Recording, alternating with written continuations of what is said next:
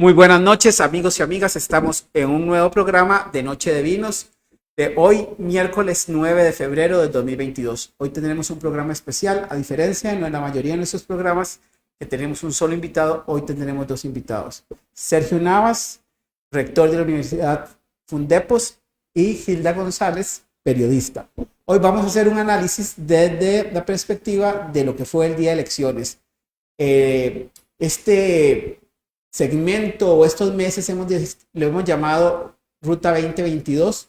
Tenemos segunda vuelta, así que siguiendo con este esquema donde entrevistamos a los candidatos a la vicepresidencia de los partidos que encabezaban las encuestas a principios de octubre del año pasado, seguimos ahora con el análisis. Así que le damos la más cordial bienvenida a doña Gilda González, una periodista muy destacada acá en Costa Rica. Muchas gracias a Ronnie, saludos a Sergio. Un placer acompañarlos esta noche en Noche de Vinos y hablar de este mundo político que está tan candente, sobre todo en estos 2 meses que prosiguen hasta el 3 de abril a la espera del resultado de la segunda ronda electoral. Así que es un tema del que estaremos hablando todos los costarricenses, por supuesto. Don Sergio, bienvenido. Muchas gracias por este programa. Tenemos muchos candidatos a la vicepresidencia de los políticos y bueno, y hoy tenemos a doña Gilda González, que ha sido un ícono en el tema de la comunicación y la prensa desde hace varios años. Nos conocemos desde otras vidas de exportaciones hasta temas políticos y efectivamente coincido con ustedes dos que es un tema a todas luces de la mayor importancia para Costa Rica y en su próximo presidente en abril. Bueno, a diferencia de casi todos nuestros invitados a lo largo de estos 2 años, a ellos no les dijimos exactamente qué temas y cosas íbamos a tocar durante el día de hoy, así que hoy todo va a ser sorpresa, pero bueno, vamos a empezar también por agradecer a nuestros patrocinadores, a la cadena farmacéutica Swisscorp y también a los vinos de la importadora y distribuidora de vinos argentinos. Hoy tenemos un vino especial, es un vino Pizarrosa, que es de denominación de origen de la región de Ribera del Duero. Es un vino que la uva se siembra a una altura mayor, casi 1900 metros arriba de lo normal en esta región, que le produce tener unas raíces más profundas y a través de esas raíces tener una uva con mucho más fortaleza y con un sabor para degustar que puede acompañarnos en cualquier momento, en cualquier ocasión, en cualquier cena o también en entrevistas como estas. Vamos a entrar ya a analizar un poco lo que ha pasado en estas elecciones. Quisiera empezar con un tema que tal vez Gilda nos la puede introducir y Sergio nos dirá si participa, para Sergio tengo otras preguntas, pero un análisis rápido nos dice que en las últimas 3 elecciones, según la encuesta del CIEP, quien iba en cuarto o quinto lugar termina metiéndose en la segunda ronda. ¿Qué crees que está pasando? Que no depuntan en el inicio, los costarricenses no se han decidido, pero que en esa última semana esos que parecen que van rezagados son los que terminan metiéndose a la segunda ronda, Gilda. Sí, hay un comportamiento clarísimo del votante y tiene que ver con que ya el costarricense ya no pertenece necesariamente a un partido político como tradicionalmente ocurrió y sobre todo ocurrió en la época del bipartidismo. Realmente se ha agigantado el grupo electoral que no pertenece a un partido político y que se queda a la espera, digamos, del sprint final del proceso electoral para tomar una decisión, pero esa decisión la toma a partir del candidato y no del partido político. Esto significa, Ronnie, que vamos a continuar teniendo, al parecer, por lo menos es el comportamiento que ha ocurrido en las últimas elecciones, Ronnie, y es que los partidos tradicionales, llamados tradicionales, tienen un target ya muy definido que se mantiene, digamos, a lo largo de los procesos electorales. Y el resto de costarricenses no necesariamente está ahí, no es leal a un partido político y están esperando a ver cuál candidato los enamora. Y ese enamoramiento lo esperan para los últimos días, ¿verdad? Como no están afiliados emocionalmente ni políticamente a un partido, no tienen la prisa ni la premura para decir, ok, pertenezco a este u otro, sino que están a la espera de los debates, de las publicaciones, casi que cuando van a la urna electoral para tomar una decisión. Entonces, tenemos este otro fenómeno, que si no están con los que puntean las encuestas, lo más probable es que se van a decantar por alguno de los otros que están, y no los que están abajo, sino los que siguen figurando en esos 6 primeros lugares, 5 primeros lugares. Entonces, esos votantes lo que hacen es que esos que vienen de 3 y 4, en ese sprint final levantan los datos y se meten, se cuelan en esta segunda ronda. Sergio, antes de pasar con vos, esto de tener a 2 invitados, se me olvidó el brindis. Claro. Arranqué sin brindis en el programa. Brindis. Entonces, retomando, porque al final a ustedes dos les va a tocar hacer un brindis de cierre, yo hoy quiero brindar por Costa Rica, porque nos dé sabiduría, porque de verdad que lo que vamos a elegir en 2 meses es el futuro, yo no diría de 4 años, tal vez de un poco más. Sí. Es una situación compleja la que vive el país, así que brindo para que Dios nos dé sabiduría. Salud. Salud. Hilda primero, Sergio después. Por Salud Costa por Rica. Costa Rica. Por Costa Rica.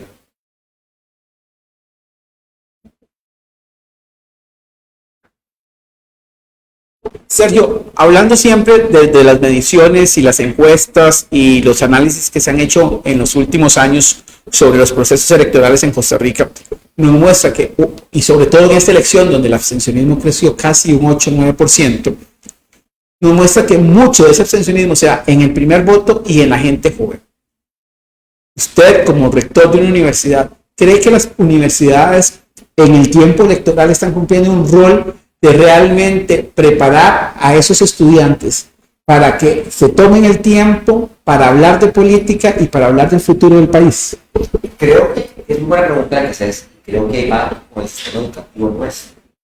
A nivel universitario, que es lo que yo puedo hablar, que es lo que yo soy rector de esto. Una serie de foros, este es uno de ellos. Hicimos una serie de diálogos con candidatos a diputados, presidencia, etcétera. Y me parece que esos foros lo hicimos no solo para que entender qué es lo que ofrecía cada candidato en lo personal de su partido, sino para sus proyectos, sino también para sensibilizar a nuestros estudiantes de nuestro claustro académico de la importancia de tomar una decisión, la que fuese, por cualquier partido, por cualquier candidato. Pero efectivamente, la pregunta tuya creo que es mucho más profunda, en el sentido que nuestro sistema educativo debería permear mucho más al costarricense de este valor que tiene la democracia nuestra. Porque efectivamente, cuando hablamos de abstencionismo, entendemos que hay un 50% en las zonas costeras, y que son las zonas donde hay más pobreza y donde hay más diferencias de desarrollo. Guanacaste hay una abismal desarrollo en el sector turismo, y hay una pobreza bastante, 50% de abstencionismo. Y la mayoría de los chicos han ido, las chicas han ido, que votan, han ido a escuelas públicas. Bueno, entonces, porque estas escuelas, el sistema educativo nuestro, en esas áreas costeras, no ha permeado más fuerte la importancia de ese derecho que tenemos como país, como democracia más antigua, robusta de América Latina, de ejercer nuestro derecho al voto. Independientemente del color político, lo cierto es que a través de la educación, yo percibo que es el mecanismo idóneo de sensibilizar a este costarricense sus valores nuestros. Y un valor nuestro importantísimo, de diferencia al resto de países de América Latina e incluso del mundo, vemos que es el tema de la democracia. Somos reconocidos, no solo en América Latina, sino somos reconocidos por otros países.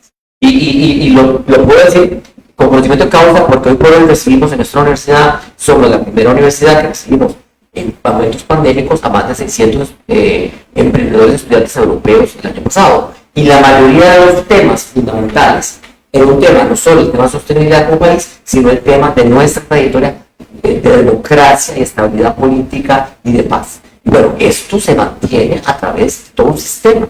Ese sistema puede mejorar el sistema electoral, la forma de escoger presidente, la forma de escoger diputados. Podemos evolucionarlo, transformarlo, pero lo cierto es que el costarricense debe estar sensibilizado de esa importancia de acudir a las urnas. No es depresivo, ni que está enfermo, ni que no tiene dolor de cabeza, nada de eso. Me parece que es importante este tema. Y sí es importante, Ronnie, es importante el tema de esa diferencia que existe, de que hay mucho más abstencionismo en el tema de las áreas costeras que en las áreas de la mesa central. Y es un tema interesante a analizar. Gilda, el domingo estaba yo entrevistando a unos candidatos presidenciales y me dijo, pero usted no era diputado, porque ahora los diputados metidos a periodistas. Entonces yo le dije, ¿por qué no? Si los periodistas están metidos a políticos. Sí. ¿Por qué tanto periodista, particularmente en esta elección, tratando de accesar a la presidencia o a las diputaciones? ¿Qué es lo que están viendo en el medio de la comunicación? Que hay un interés, como nunca antes se dio en esta elección, de comunicadores tratando de llegar a puestos de elección popular. Sí, yo creo, Ronnie, Sergio y audiencia, que bueno, no es la primera vez que tenemos esta coyuntura. Recordemos cómo llega don Abel Pacheco a la presidencia de la República y cómo, digamos, él se ve potenciado desde su programa Comentarios con el doctor Abel Pacheco y alcanza la presidencia de la República en el 2002. Y ahora vemos este fenómeno donde teníamos algunos periodistas aspirando a la presidencia de la República y algunas diputaciones. Pareciera que en los últimos años ha quedado como claro en algunos partidos políticos que se necesitan figuras que arrastren gente, ¿verdad? Volvemos a lo mismo que yo planteé ahora. Ya no hay tanta lealtad con los partidos políticos, Ronnie y Sergio, sino que se buscan figuras que por sí mismas sean conocidas por las audiencias, en este caso por el elector, y que puedan arrastrar a la gente. Entonces, ahí vimos a Pilar Cisneros, por ejemplo, aspirando a una diputación, cosa curiosa porque Pilar ha sido crítica del sistema, es antisistema claramente durante 30 años en este país, cuestionando todos los niveles públicos y privados, empresa privada y sector público, desde la trinchera de directora de medios de comunicación, y ahora aspira a estar en ese lado que tanto criticó. Pero podemos verla, por ejemplo, en la campaña de Rodrigo Chávez, siendo la bandera de Rodrigo Chávez. Es decir, veíamos incluso algunas vallas donde Rodrigo Chávez aparecía colocado detrás y ella adelante. O sea, ella era la figura casi como presidencial de la campaña de Rodrigo Chávez. Incluso la veíamos en vallas en zonas costeras del país donde los guanacastecos, limonenses, puntarenenses, alajuelenses, heredianos, cartagos, etcétera, no iban a votar por ella porque ella era la candidata diputada solo por San José, pero la vendían casi que como la aspirante a la presidencia, y pienso que Rodrigo Chávez se colgó de la imagen claramente de Pilar Cisneros, conocida en la televisión nacional durante tantos años que estuvo ahí. Por otro lado, una figura tan conocida en la prensa nacional como Grady Moya, un partido político como el de don Mario Redondo dice, no era el de Mario Redondo, pero el partido en el que estaba Grady Moya dice, Grady tan conocido, armas tomar, un periodista aguerrido, nos puede servir también que aspire a la presidencia de la República. Y también estaba el otro periodista que yo no lo conocía, pero que fue presidente del Colegio de Periodistas unos meses, Martín, no recuerdo el apellido, y también aspirando a la presidencia. Entonces lo que buscan son figuras conocidas para arrastrar votantes.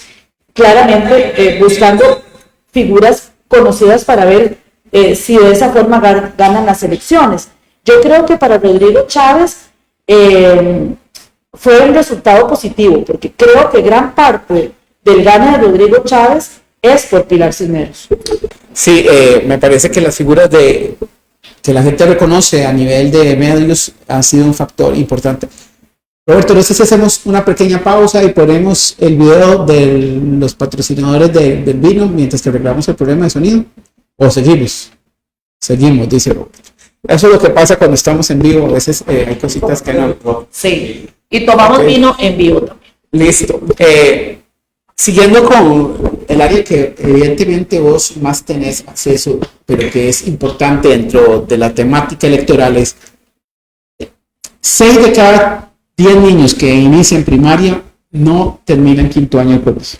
Eso significa que tenemos alrededor de 425,000 de las denominadas ninis en este.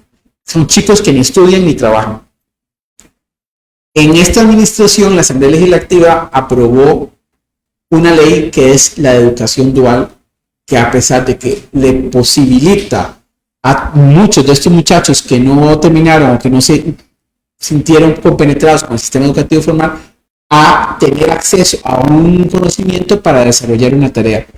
¿Deben las universidades impulsar también la educación dual o deben quedarse únicamente en el sistema formal de la educación como lo conocemos hoy en día en las universidades? Esa es la respuesta. Todo lo contrario, creo que las universidades y la educación costarricense debe transformarse y debe ayudar a la transformación de este país y a esa evolución de nuestro país. Si bien es cierto, Costa Rica ha sido emblemática en el tema de que somos un país alfabetizado y hace muchos años hubo un ministro de Educación, don Ladislao Gámez, que fue ministro 3 veces, que sus gobiernos con los presidentes de turno logró hacer un cambio educativo, requerimos hacer una transformación actual. No solo actualizar las currículas de lo que se estudia en primaria, secundaria, sino cómo logramos eliminar esa brecha que estás planteando. Efectivamente, Costa Rica se está partiendo en dos.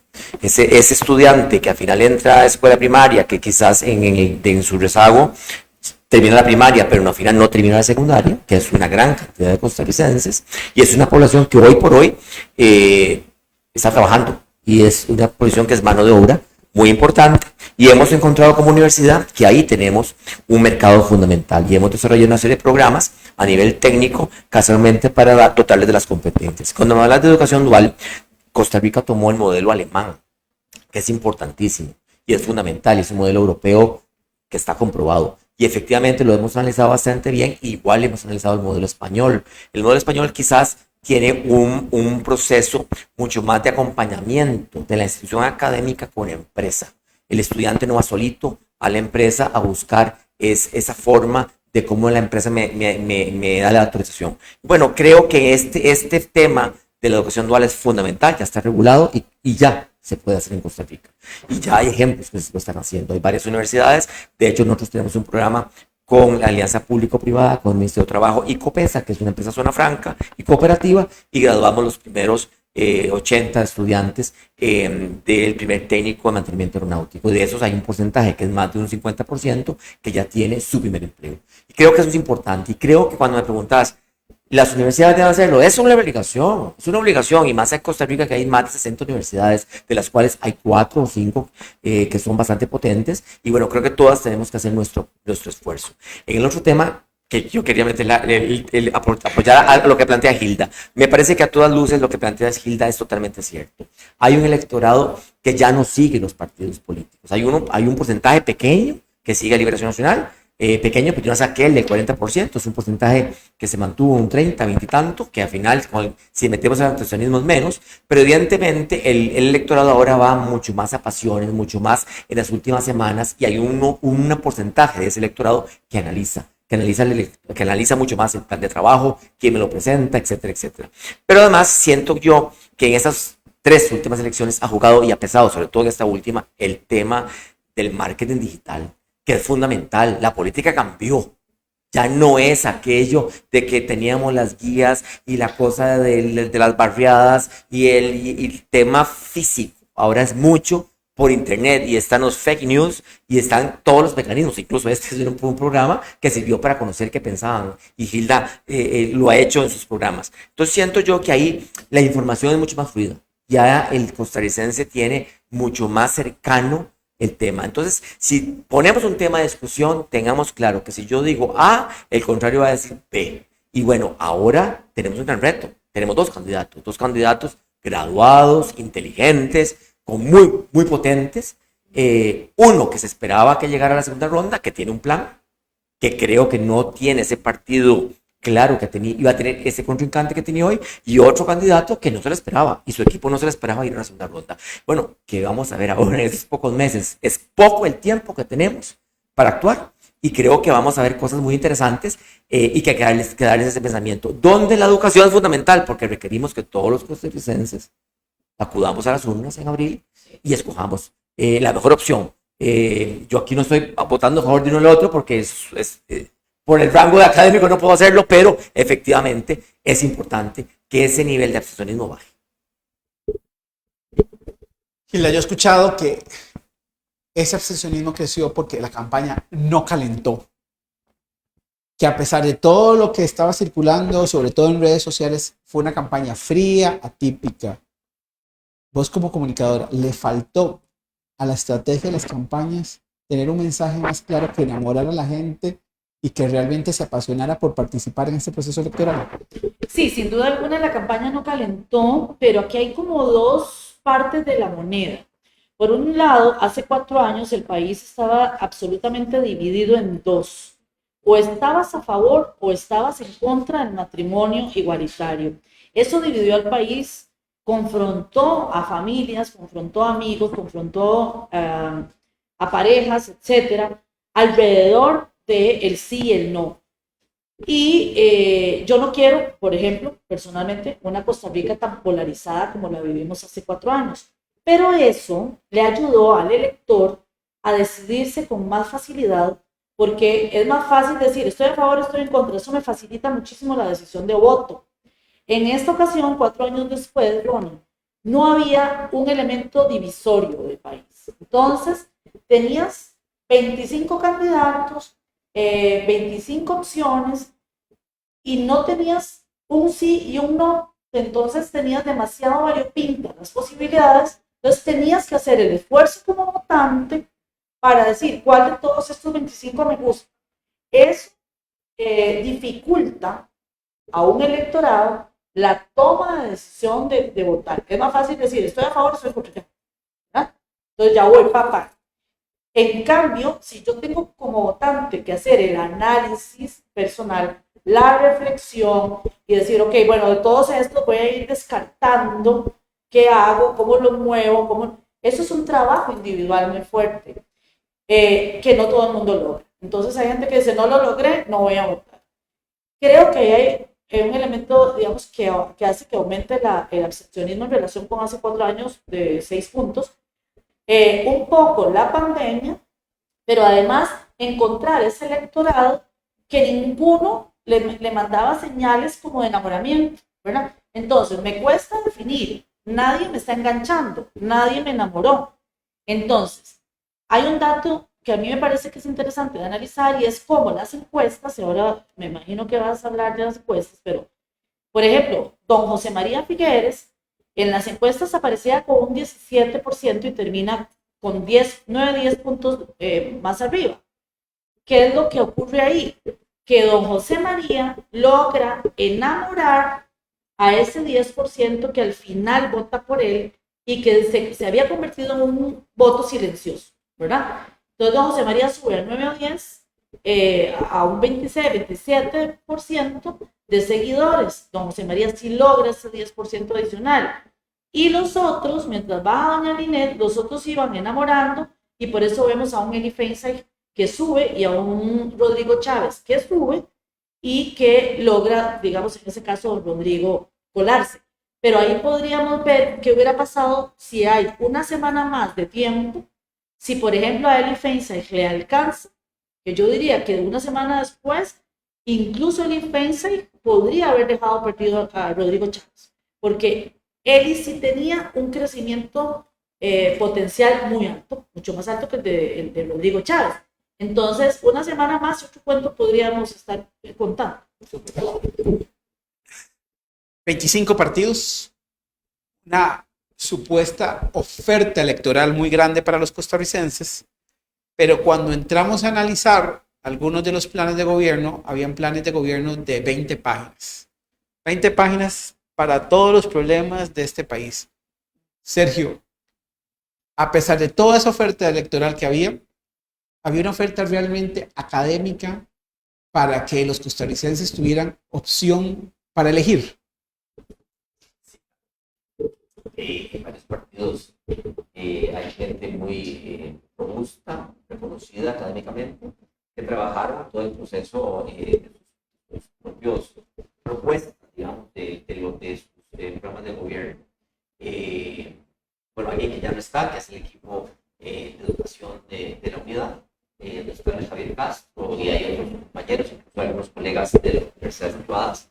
Me pareció muy interesante, porque leído los otros y me parece que el de Liberación y el del partido de Chávez son bastante interesantes.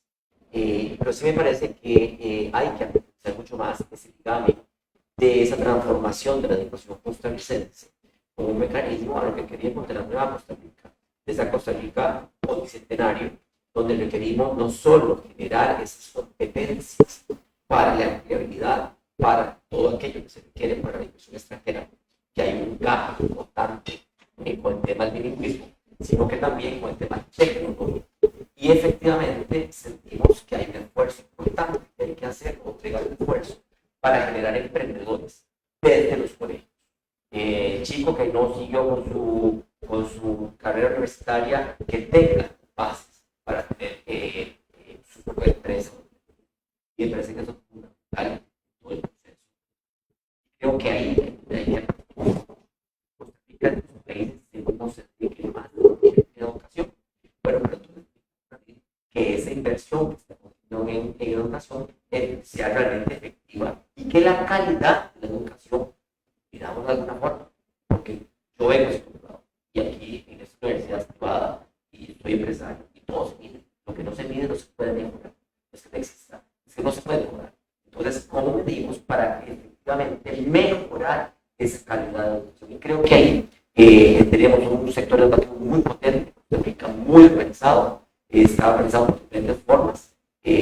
Existe el sector público muy potente y privado también, las privadas, y creo que todos han hecho lo propio. Y con la pandemia quedó demostrado que muchos lograron hacer ese paso. Y hoy por hoy no podemos permitirnos como Costa Rica que haya una educación privada muy potente en formación híbrida, fue percibido, incluido a aumentar en colegios, donde tenemos profesores que tienen sus instrumentos, digo esto, el hardware suficiente, el software suficiente para recibir las clases, los chicos desde su casa, los papás que desean que los chicos vayan al colegio y tienen clases híbridas, mientras que en colegios públicos tenemos todavía falta de conexión y conectividad cuando tenemos fondos de Fonatel sin utilizar. Bueno, entonces aquí hay que hacer una alineación de los planes de gobierno y que realmente se ejecuten. El tema solo de la educación es un tema de muchas otras áreas. Entonces, efectivamente, hay que trabajarlo efectivamente. Y me encanta lo que Gilda dice del tema de él. Es cierto, yo creo, coincido con Gilda, También. si hubiéramos dado más meses o más semanas, quizás no hubiera sido Rodrigo, hubiera sido otro.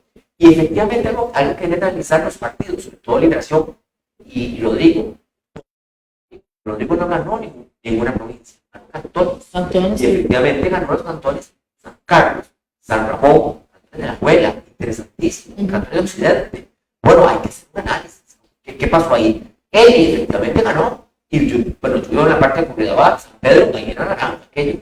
Y efectivamente hay que analizar, efectivamente él ganó cantones de una clase media potente, estudiada, muy interesante el voto de él. Y sacó muchos diputados para lo que él quería. Entonces, efectivamente, ese análisis, yo supongo que los partidos lo están haciendo ahora en dedillo para ubicar a ese votante para la segunda ronda, porque efectivamente se vuelve mucho más interesante este juego. Este es como un juego de Monopoly muy pensado, un juego de cartas muy bien pensado, porque efectivamente la pimienta que le está agregando Gilda y que vos, que sos un político de mucha experiencia, lo conoces muy bien. Siento que los partidos no la tienen tan clara. El de Rodrigo es muy nuevo y Liberación Nacional tiene que dar ese paso fundamental del manejo de datos. El manejo de datos es fundamental. Eso es El Big Data es importantísimo. Sí. No, nada más para cerrar ese nada más para cerrar. Adelante. Yo creo que los partidos políticos en este país no utilizan la herramienta del Big Data para poder llegar a los electores por cantón, por género, por edades. Hay empresas internacionales que ofrecen ese servicio, son buenísimos. Aquí yo conozco empresas que lo están haciendo, corriendo mediciones a través del internet, te dan en los buses, porque entonces tenés todavía un acceso mucho más masivo. La persona tiene derecho a tener internet en el bus, pero antes de accesar le hacen una encuesta y le pregunta cuáles son sus intereses, si va a votar, todo. Conozco de una empresa que está haciendo eso y que la información fue muy, muy cercana a lo que pasó. Sí. Y llegando... No sé cuál empresa es esa. Sí. Y quisiera tocar un poco lo que vos decías, San Carlos, San Ramón. Hay que notar cuál es el paralelismo que tiene, porque ahí fueron los nichos del combate al combo Elise, del no al TLC y de muchas de las propuestas paralizadoras del país que se dieron hace un par de años, ¿verdad? Entonces hay que enfocar que es una votación o un sector que por alguna razón le está resintiendo a la organización estructural que existe lo que está pasando. Pero llegamos al tema donde usted quería, Hilda, encuestas. Hace 4 años fueron muy criticadas. Se equivocaron las encuestas en esta campaña 2022-2026. No, es curioso, las encuestas apuntaron claramente desde hace varias semanas. Yo creo que desde el inicio que empezaron a salir, en noviembre ya apuntaban, digamos, a un José María Figueres punteando en las encuestas y de ahí no se bajó. Digamos, que claramente iba a ir a la segunda ronda. Lo que sí teníamos claramente también era que don José María no ganaba la primera ronda, ¿verdad? Y eso va a ser un comportamiento que ya traemos desde el 2002. Costa Rica tiene 4 elecciones que vamos a segunda ronda y creo que se va a hacer el comportamiento normal por el multipartidismo que tiene ahora toda la estructura electoral del país. Pero colocaban a don José María encabezando las encuestas y de ahí, digamos, nunca se bajó. Y siempre, digamos, esos 6 que resultan, que llegan a la final, ese top 6, siempre estuvieron en el top 6, ¿verdad? De todas las encuestas, todas las firmas que fueron avaladas por el Tribunal Supremo de Elecciones para dar los datos. Solamente se movieron, ¿verdad?, en cifras y doña Linet claramente, digamos, en las últimas semanas iba bajando, ¿verdad, doña Linet? Y iban subiendo él y Rodrigo, y Fabricio se quedaba como por la misma cifra, y José María Villalta también, pero digamos que eran los mismos 6 que se movían del lugar un poquito, ¿verdad?, en el margen de error mucho, y al final digamos que quedan dentro de ese top 4, top 3, ¿verdad? Y realmente lo de Rodrigo Chávez iba siendo ya una tendencia que, por ejemplo, la encuesta del CIEP fue claramente porque puso a Rodrigo Chávez de segundo, ¿verdad? El CIEP en su última encuesta del martes pasado, y ya tenía, digamos, muy claramente el CIEP que Rodrigo Chávez se colaba en la segunda ronda y que Linet Saborío y Fabricio tenían que trabajar muy duro para desplazar a Rodrigo Chávez. Se viene la segunda vuelta, el balotaje que llaman. ¿Cuál debe ser desde la perspectiva educativa, o sea, programática, la forma en que deben proponer las 2 opciones que quedaron para la segunda ronda a los costarricenses para tratar de traer? ¿Cuál es el mensaje? ¿Cuáles son los temas que hoy, visto de la visión de un rector de una universidad aquí en Costa Rica, cuáles son los temas que realmente deben abordarse? No lo que tristemente hoy se está tocando a nivel de redes sociales, este nuevo método de hacer política que son las posverdades, que son cosas que no se pueden comprobar y que tienen un cargo emotivo muy fuerte y que termina convenciendo a la gente para votar o para creer cosas. Desde su perspectiva, don Sergio, ¿cuáles son los temas país? Muchas gracias, Ronnie, por esa pregunta, porque me parece que me permite abordar lo que planteó Hilda al principio. En esta elección, una vuelta, no podemos creer en el sí y en el no y en lo que pasó hace 4 años, que era un tema específico. Estoy de acuerdo, creo que es un error de ambos partidos llegar a ese tema que se está planteando en redes. Yo me parece que es un tema que se escuchar, habrá algunos, pero me parece que no es el tema que queremos en profundidad. Creo yo que el tema principal que queremos escuchar es cómo van a formar ese gobierno y esa capacidad de diálogo y de construir para continuar y intentar la reactivación económica de este país. Es evidente que el tema del COVID nos afectó a todos, tanto emocionalmente como personalmente, como a las empresas. Y siento que ahí el gobierno que sigue tendrá un factor y un peso importante. Y bueno, y para eso requiere tener capacidad de diálogo y capacidad de construcción y de propuesta. Y bueno, para eso ocupamos liderazgo y vamos aquí. Bueno, me parece que eso es fundamental. Todo el tema que queremos escuchar como empresarios.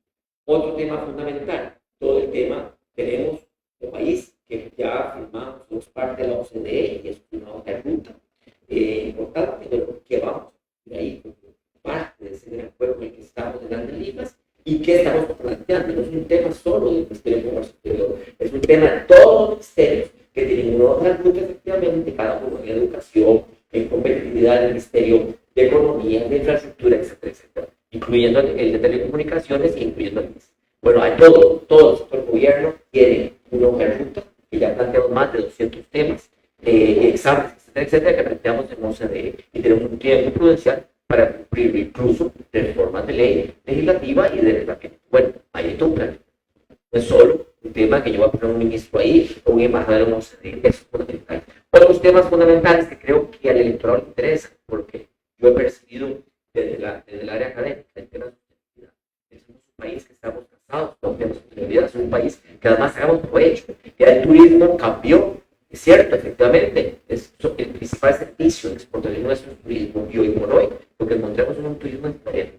No es aquel turismo que venía antes de pandemia, sino es un turismo que viene a una experiencia. Y costarricense y Costa Rica permite ese turismo, donde la parte de norte del país, de toda la área volcánica, Guatemala, la parte de las playas, los bosques, juegan todo un ecosistema donde el turismo comunitario es fundamental, más todo puede existir y creemos que esta parte es fundamental. Y la educación no quiero dejarla de lado, es fundamental. Hay que hacer un esfuerzo, no cambiarla por esa gente, no por modernizarla, darle mayor acceso y que efectivamente haya más profesionales que les permita ser incluidos en el sistema y no excluidos en el proceso de los 13 años que yo estaba de primaria.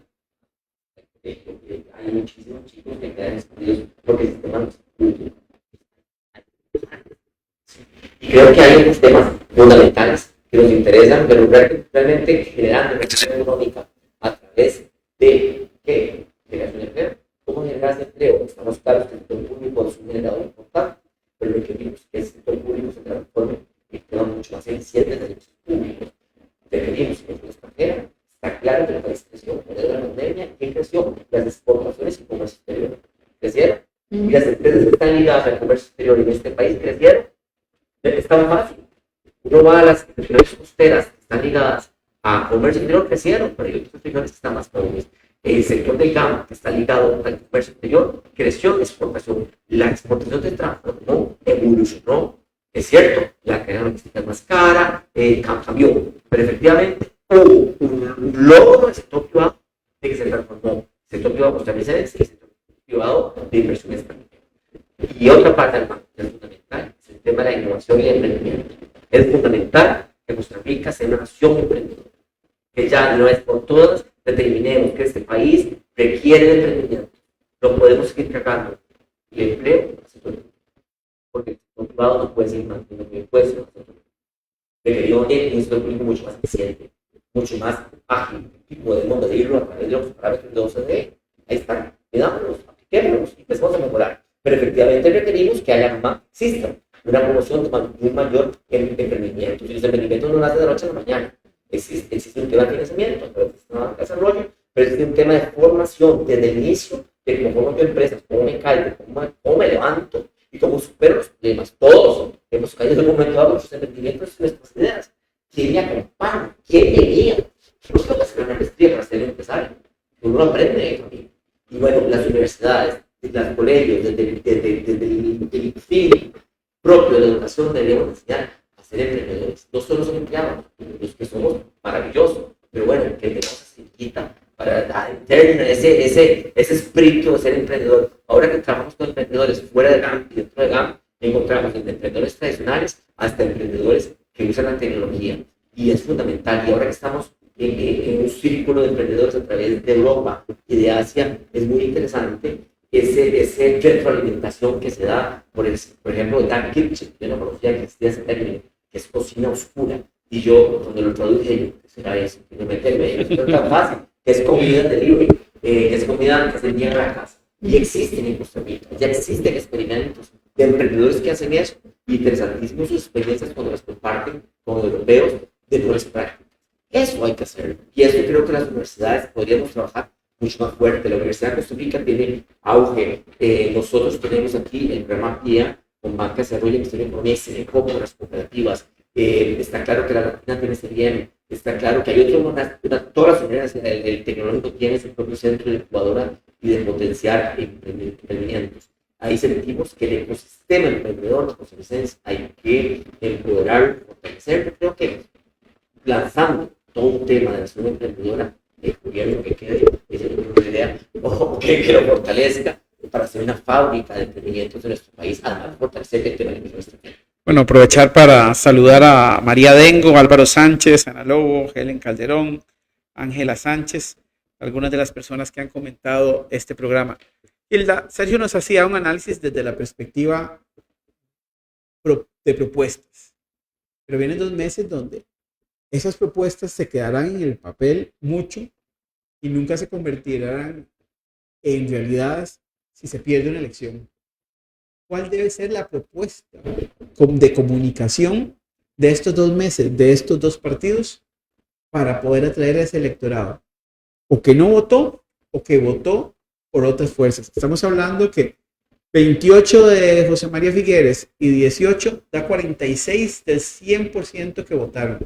Hay un 54% de las personas que ejercieron su voto el primer domingo de febrero que no respaldaron a ninguno de ellos dos. ¿Cuál debe ser esa agenda o esa estructura o visión de comunicación para traer ese 54%? Sí, el gran reto que tienen los 2 partidos políticos, en este caso don José María y don Rodrigo, es que puedan enamorar y convencer al abstencionismo de cómo atraerlo, porque por comportamiento, excepto hace 4 años, el abstencionismo crece para la segunda ronda.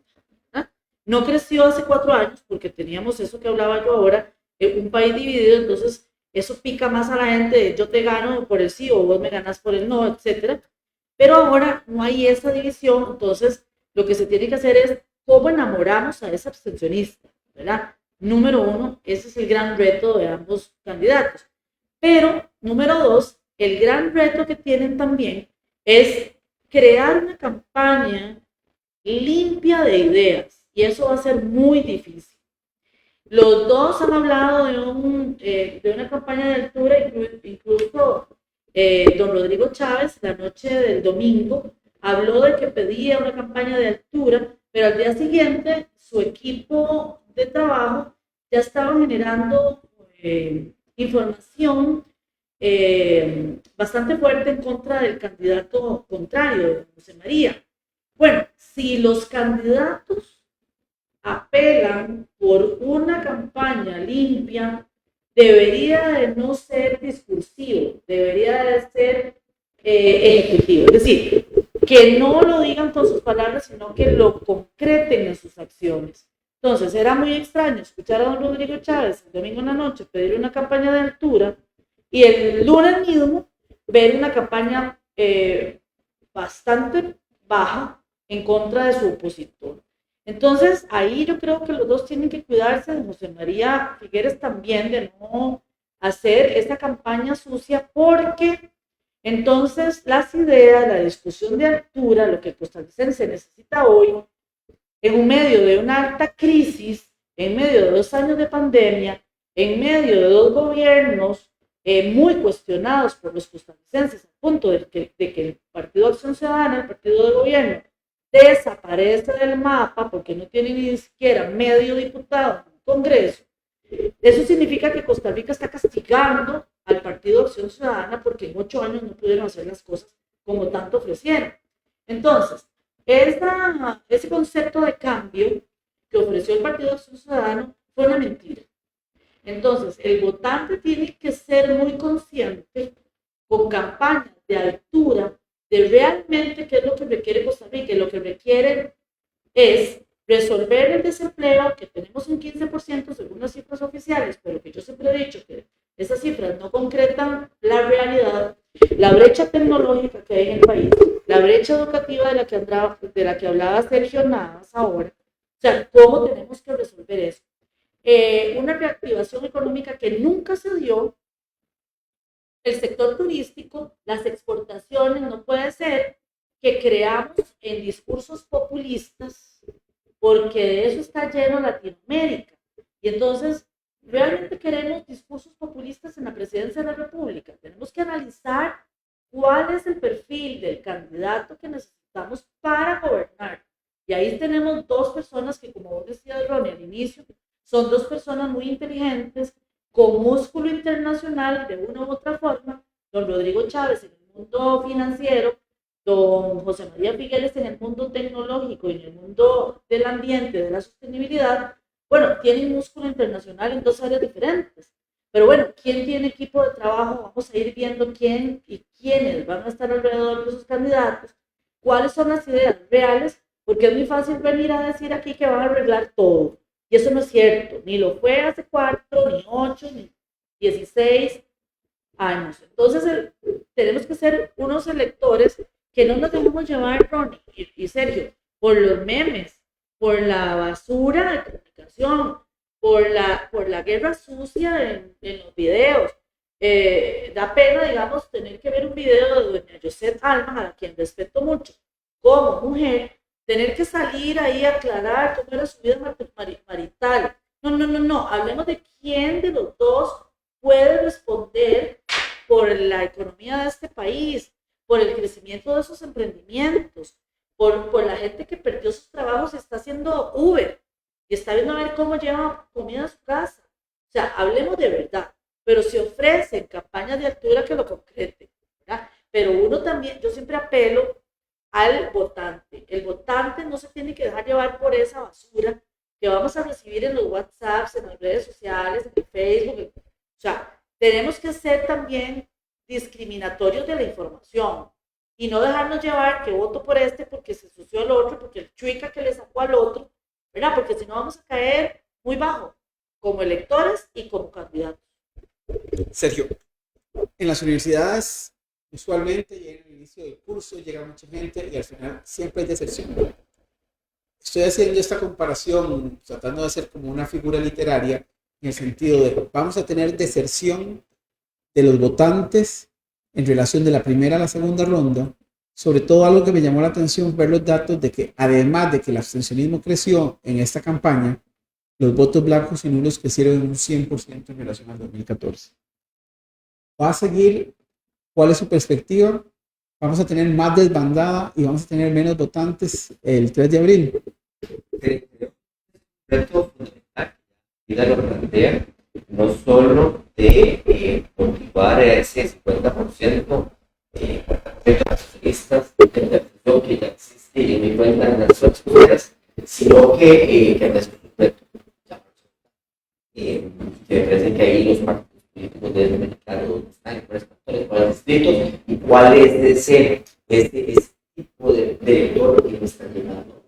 Si es joven, si es mujer, qué edad, pero además, los que sí votamos, existe una cantidad importante que nos plantear que votó por un partido que no está en ese pero como los candidatos, por los partidos, enamoran a la gente por el curso. Pero todo por Fabricio, o por él. Y me parece que ahí hay una clave. Porque él dice que haga alianzas. Bueno, el tema de alianzas interesantes, pero recordemos que él está en la asamblea directiva, Fabricio está en la asamblea legislativa, eso. Y otro reto fundamental que se tiene con esas alianzas, o por las bajas. Pero además, luego conmigo, quiere un reto, y que no hay elección de diputados. Y usted, como diputado, sabe que los diputados hacen un esfuerzo importante en sus comunidades, en sus cantones, por atraer los votos.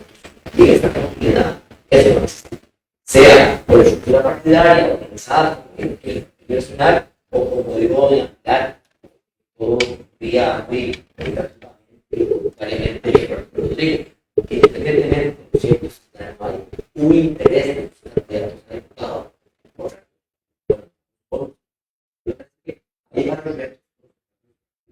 y coincido con Hilda, deben de traer temas que nos interesan.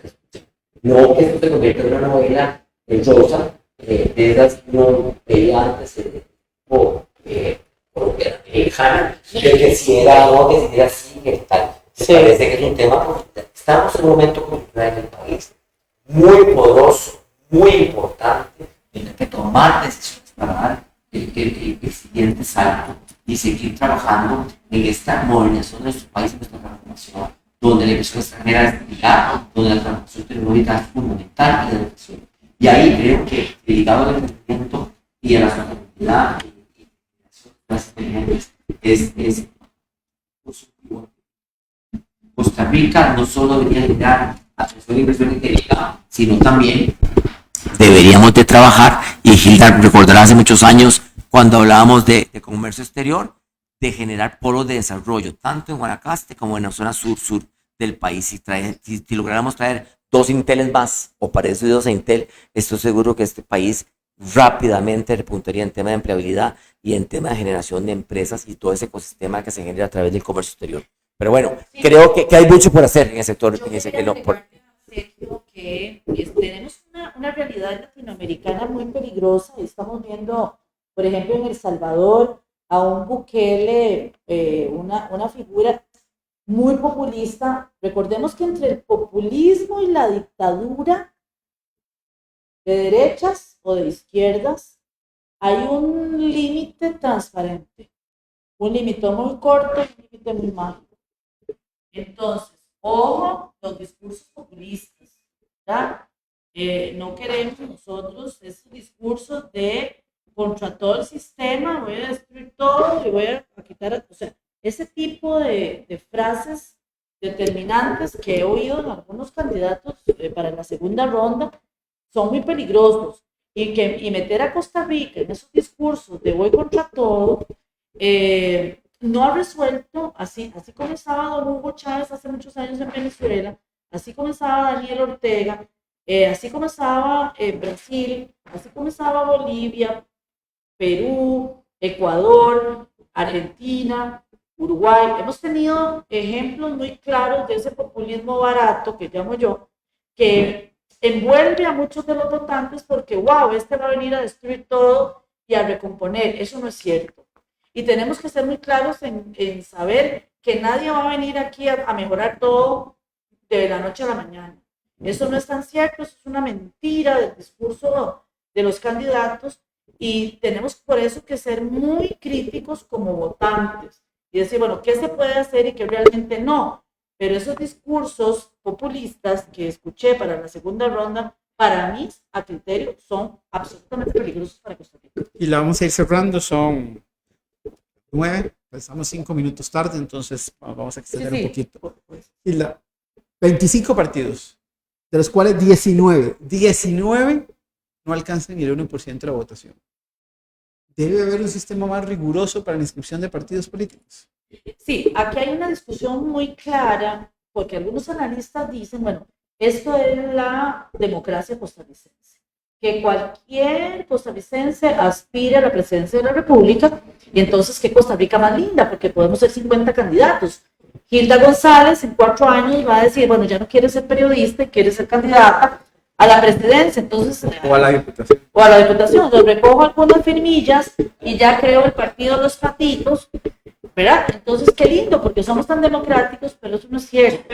Eso le cuesta al país muy caro, es mucha plata, y segundo, es un ridículo que 19 partidos que participaban en este proceso electoral no llegaron ni a 1%. O sea, votó la mamá, el papá, los hermanos y los hijos, ¿verdad? Claramente. Entonces, ¿qué tanto le conviene eso al país? O sea, realmente que somos tan democráticos, todos tan igualiticos, esa cultura costarricense es muy complicada, ¿verdad? Entonces, yo sí creo que hay que revisar los estatutos costarricenses en el Tribunal Supremo de Elecciones en muchos aspectos.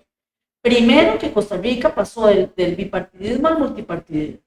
Y eso yo creo que es una realidad. Entonces, hay, digamos, características del proceso electoral muy apegados al bipartidismo y no al multipartidismo. Pero bueno, a algunos partidos no les conviene que eso se debata. Ahí hay un punto, pero yo creo que Costa Rica tiene que entrar en esa discusión. Y también que todos podamos ser aspirantes a la presidencia, ¿verdad? Es que si hemos visto a un profesor aspirar a la presidencia, hemos visto a un asistente de asistentes aspirar a la presidencia y llegar a pasaporte, eso genera una aspiración clara para cualquier costarricense. Entonces, por un lado, qué lindos porque somos tan democráticos que cualquiera puede hacerlo. Por otro lado, qué locura. O sea, el costo económico de eso al país. Y segundo, eso de que tenemos 19 partidos que no llegan ni a 1%. Entonces, realmente distorsionan el voto, desvían la atención de muchos votantes, no llegan ni al Congreso, no concentra el voto, no hay discusión de ideas, quedan fuera de debates porque es imposible crear un debate con 25 personas. Yo creo que ahí sí se merece el país, y sobre todo nosotros, los votantes, un análisis exhaustivo y serio de los requisitos para ser presidente de la República. Y yo me hago una pregunta.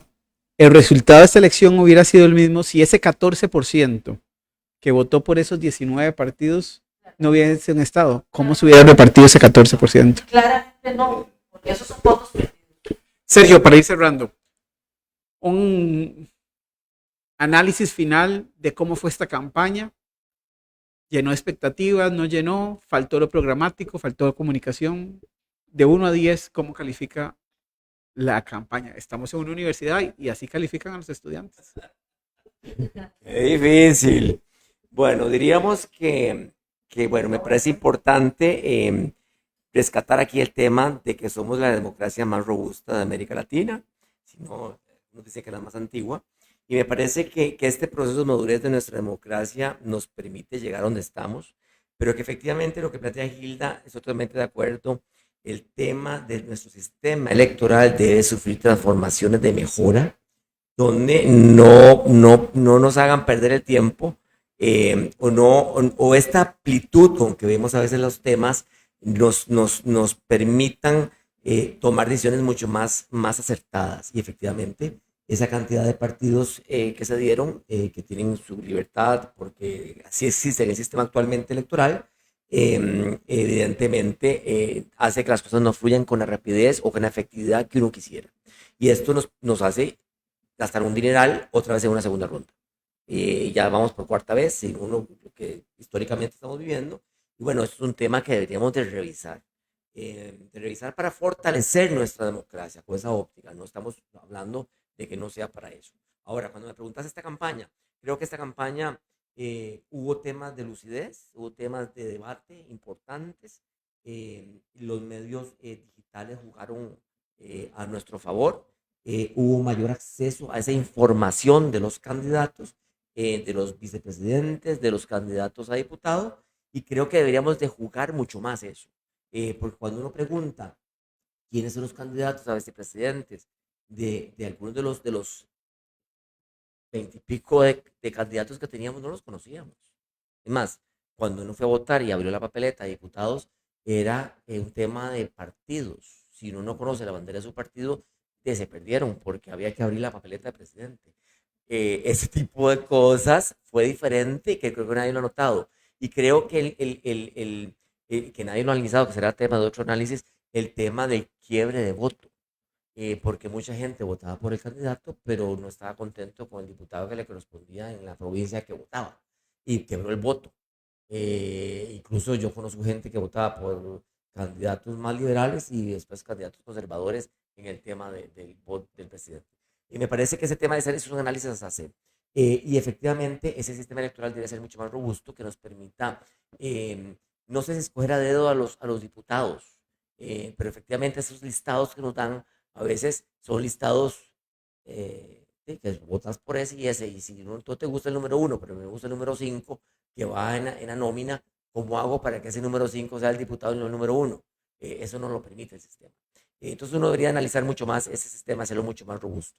Y bueno, yo, si me decís una nota, pasamos, pero puede ser mejor.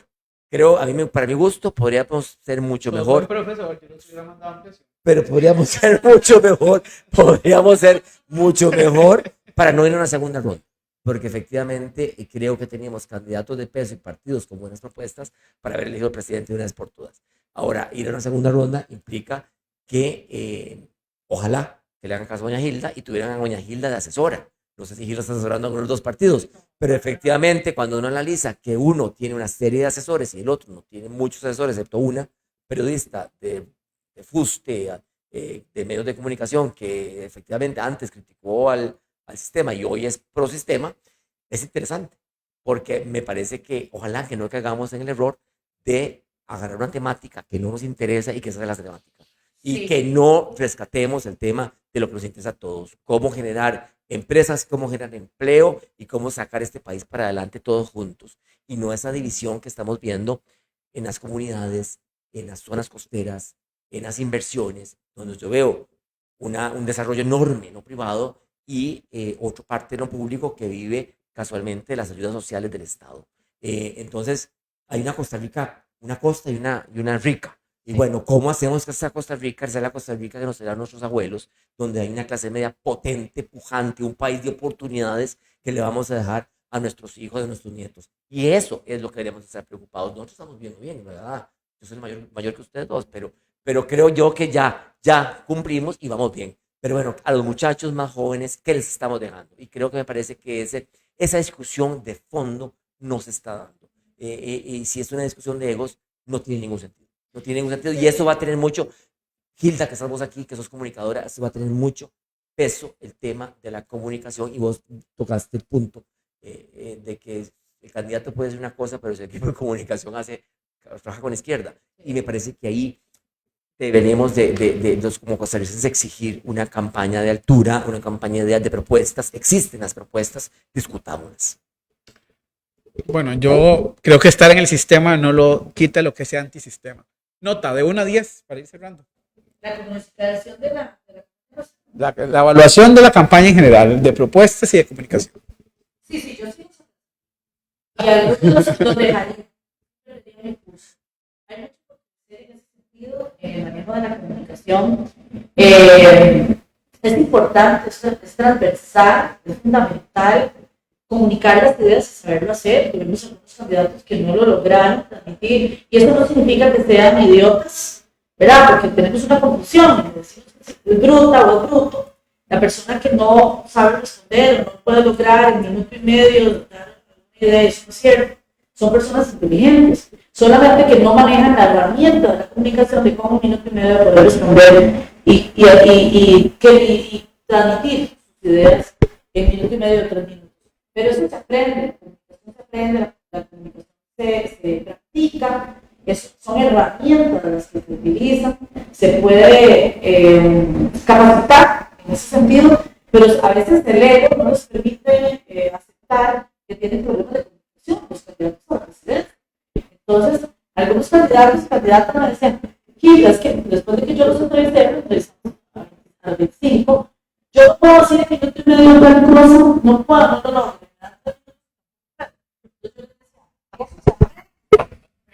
Déjalo más del primo, ¿verdad? Se puede lograr, pero entonces, ¿qué es lo que pasa?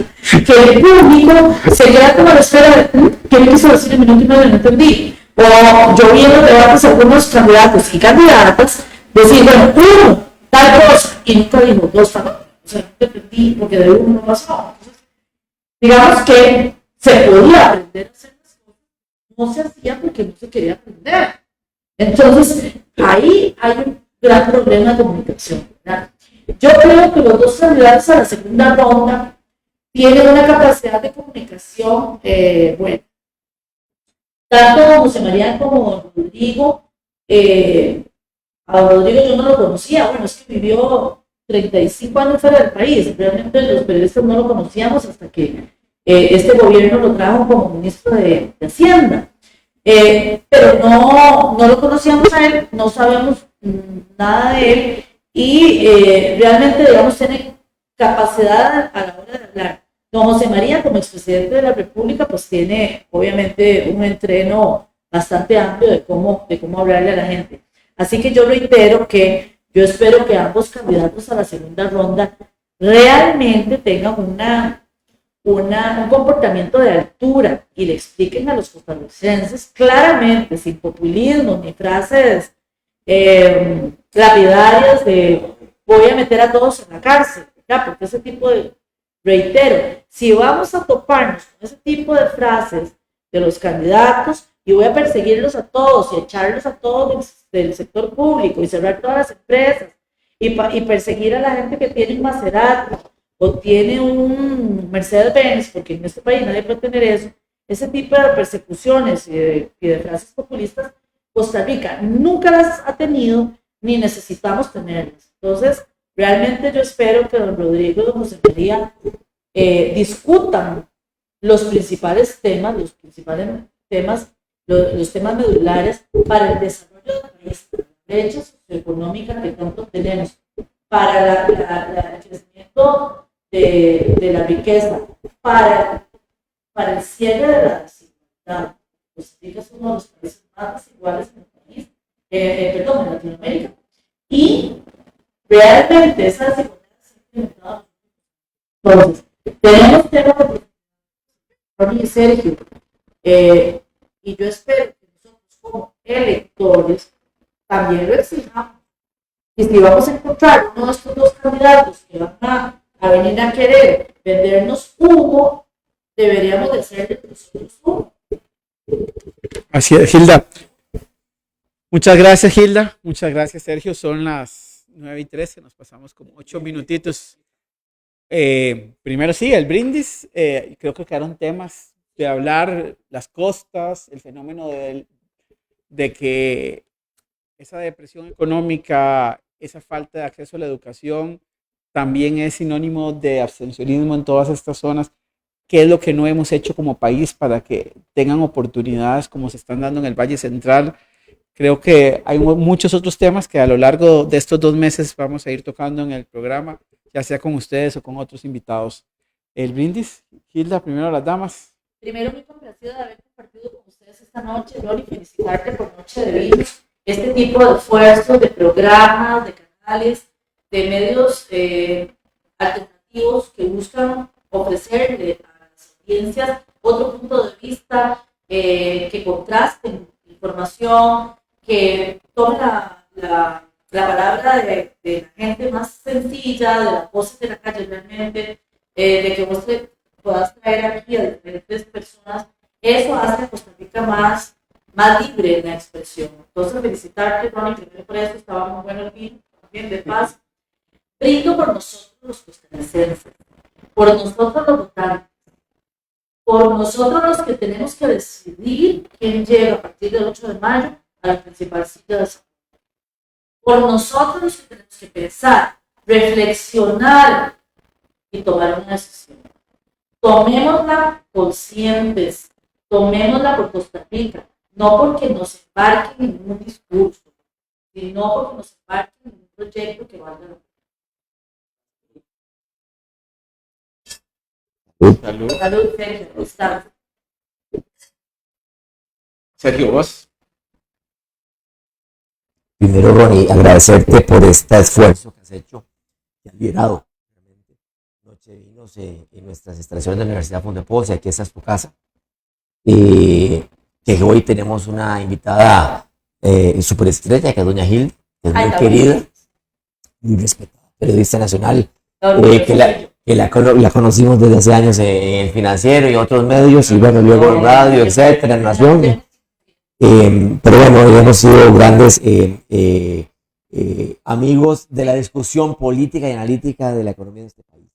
Y efectivamente, Ronnie, este tipo de iniciativas a todas luces son fundamentales en este país para precisamente que más costarricenses logren de explicar qué es lo que opinan sobre los diferentes temas, y bueno, este tema, el tema político. Y bueno, el brindis efectivamente Es un tema fundamental que es por Costa Rica, igual que doña Hilda, brindaría yo por nuestro país, por nosotros, por los que vamos a votar, por todos los costarricenses, pero sobre todo en este momento coyuntural de nuestro país, en el que estamos en las puertas de decidir quién va a ser nuestro presidente número 49.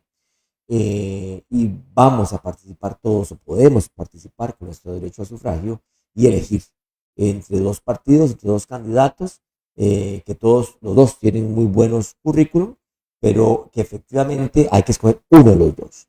Y yo llamaría a ese voto consciente, estudiado, analizado, donde lo que se requiere en este país para los próximos 4 años es un liderazgo, un equipo, una capacidad de trabajo en conjunto, una capacidad de cohesionar a este país y a las diferentes fuerzas políticas de izquierda, de derecha, de medio, y no venir a dividir en estos momentos donde estamos en un momento coyuntural que podemos dar ese brinco a ser un país mucho más fuerte dentro de la gama de países en desarrollo. Y creo que ahí, en esa faceta que estamos, donde hay un sector económico que produce riqueza, genera empleo y está muy potente, somos primeros exportadores del mundo en piña, primeros exportadores del mundo en servicios tecnológicos de América Latina, somos primeros en una serie de temas en comercio internacional de cara al mundo, al mundo global, y esto nos debería de llevar a todo Costa Rica a este tema. Y pensémoslo fuertemente, quién y cuál equipo es el que nos puede llevar a ese siguiente nivel, más que discutir si se sacó la lengua o no se sacó la lengua hace unos años. Creo que lo que estamos es en un periodo, ya son 2, no hay que escoger entre 25, no hay que pensarlo mucho, estudien, analicen, escuchen los foros, pregunten, y vayamos todos a votar en las próximas elecciones, y salud por ello. Salud, Sergio.